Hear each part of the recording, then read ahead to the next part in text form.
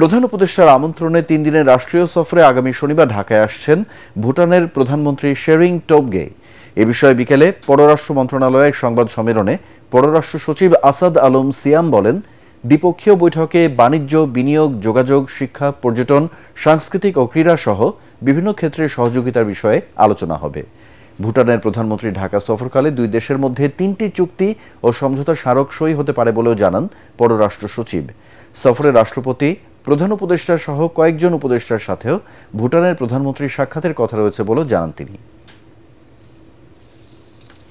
আমাদের তরফ থেকে ভুটানকে নিশ্চয়ই প্রস্তাব দেওয়া হবে যে অর্থনৈতিক জোন তারা সুচারুরূপে এবং ব্যবহার করেন তাদের শিল্পায়নের জন্য, এবং সেক্ষেত্রে যদি তারা ব্যবহার করতে চান আমাদের তরফ থেকে কোনো আপত্তি থাকার কথা নয়। আমরা ভুটানকে প্রকৌশল এবং চিকিৎসা শিক্ষায় এবং খেলাধুলার ক্ষেত্রে কিছু বৃত্তি প্রস্তাব দেব আর কি।